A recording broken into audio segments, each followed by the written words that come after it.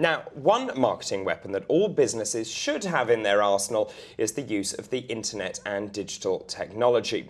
It can be a relatively low-cost method and the results can be excellent. Well, joining me now to discuss some of these issues is financial expert Jasmine Birtles. So, Jasmine, tell me, what are the benefits to online marketing? Well, in terms of cost effectiveness and just general reach, you really can't beat it. And as far as I'm concerned, if you really want to do something with your business, you have to be including digital marketing in your overall business plan. But surely all companies must now have websites. Well, you would think so, wouldn't you? And certainly the vast majority do, but there are still those that don't. And as far as I'm concerned, if you don't have a web presence in particular, really, you don't exist. Right, you might as well not bother. Yeah, I think so. So what exactly do you need for a really good website?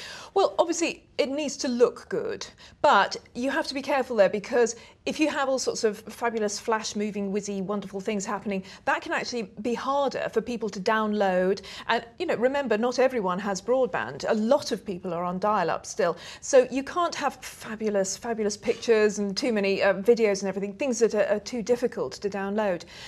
And most importantly, I think, is navigation, clarity, ease of movement around your website. Because, you know what it's like. We're impatient people, and you go on a website, and if you can't find what you want within about 3 or 4 clicks, you're going to go and go somewhere else. So I think easy navigation, clear movement around the site is extremely important, as is good, clear content. And content is very important for 2 reasons, I think. Firstly, obviously, for your customers. You need to be explaining to them what you've got, what they can get from you, etc.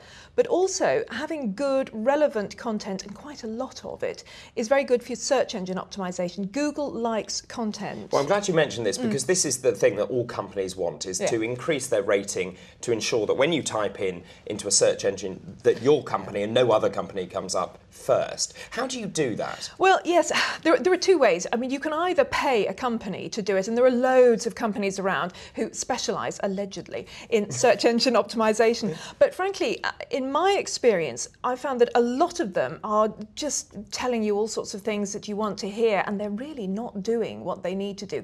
A lot of them are charging an awful lot. So you do have to be careful. Some of them are good, but, really be careful. But I think that there's a lot you can do yourself. For example, as I was saying, content. Make sure that you have a lot of regularly updated, good content.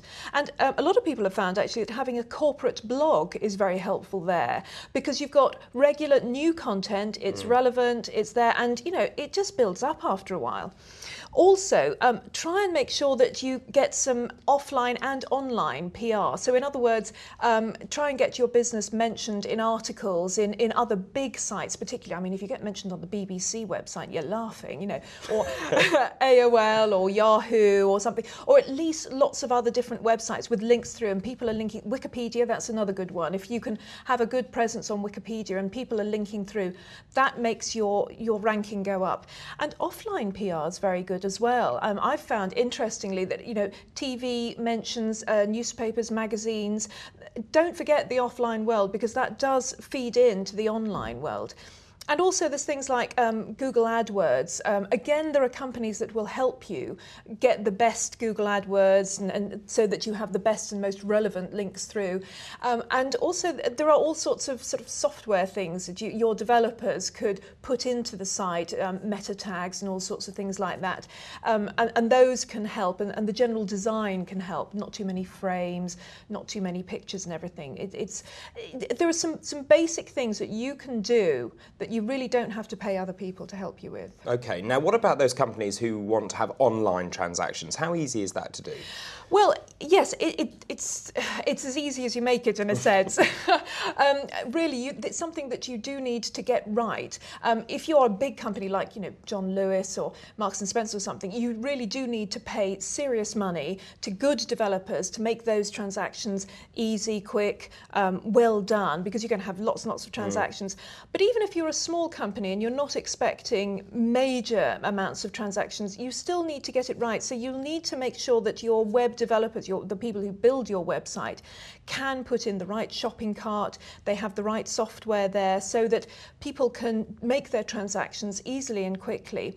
And of course, the back end needs to be right, because there's no point having all these orders going into a black hole. So you have to make sure that behind the website, you and your business are dealing with these orders and making those happen swiftly.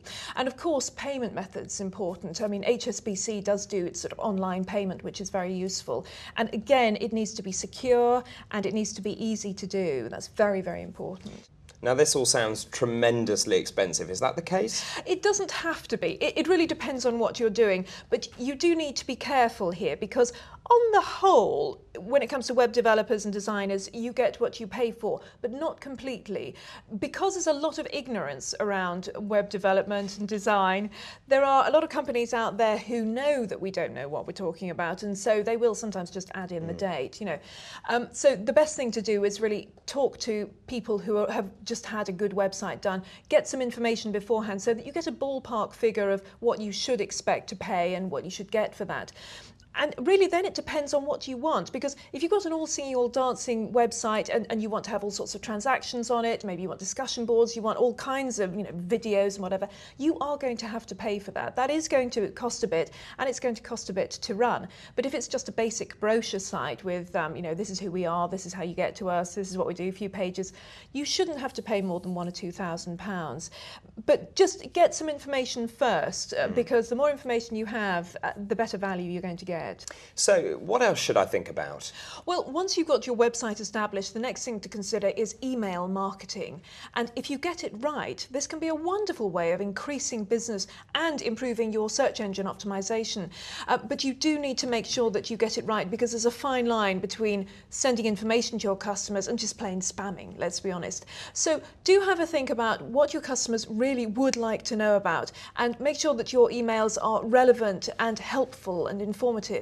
Also, make sure that you only send them to people who have actually signed up to say they would like to get emails.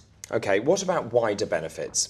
Well, again, once your website's established, you can potentially turn it into a cash machine. For example, there's affiliate marketing. Now, that's where you get paid for people clicking on links to other websites and maybe using their products. So, for example, if you have a building business and you have a website there, you could potentially have links to home insurance, for example, and make money every time somebody clicks through. So that's affiliate marketing. Also, you could include some interactivity, all sorts of discussions, a bit of toing and froing with your customers. You could have discussion boards. You could allow them to write on your website, and that means that you increase your content and you have more connection with your customers. So again, if you get it right, you've got a win-win situation there. Okay, now this obviously assumes that your customers have access to a computer. Well, yes, but do remember that the majority now of people do have computers, well over half. And of course, those that don't often have access to them at work. There are libraries and everything. But it's not just websites that we're thinking about. When you're talking about digital marketing, you also need to think about mobile phones, and that's increasingly important now. Of course, that's another thing you have to consider when you're designing your website, by the way. A lot of people now are looking at websites on their mobiles. So you need to be thinking about, can your website be seen on a screen, that size? But mobile marketing is, digital marketing here in this way can be very useful. You can send simply texts to people's mobiles, or even send quite interactive stuff onto their mobiles. Again, though, you do have to make sure that you're sending stuff to people who A, want to receive this, and B, are not going to be offended by it, because it can be kind of spamming if you don't watch it. So I guess what you're saying is it's important to play by the rules. Definitely. It really is, for a few reasons. Firstly, you really don't want to annoy your customers. I mean, number one. And it's very easy to do if you spam them. People will actually block. They will simply not use your services anymore. But the other thing is, legally, these things are covered by the Data Protection Act. And you can be fined and your business can be seriously harmed if you go against the rules. For example, if you don't take notice of the preference service, the communication preference services that people have signed up for, if you ring people who've said they don't want to be rung, or text people who said they don't want to be texted, you can be fined, thousands of pounds. And also, if you send emails, if you send e-newsletters and things to people who haven't signed up for it, you can be blocked by some of the big portals like AOL or Yahoo, and that's thousands of emails suddenly you can't access. So do have a look on the Information Commission's website first to see what you can and can't do, so that you really have it right from the start. Wonderful. Thank you very much indeed, Jasmine. Fantastic advice. Thanks.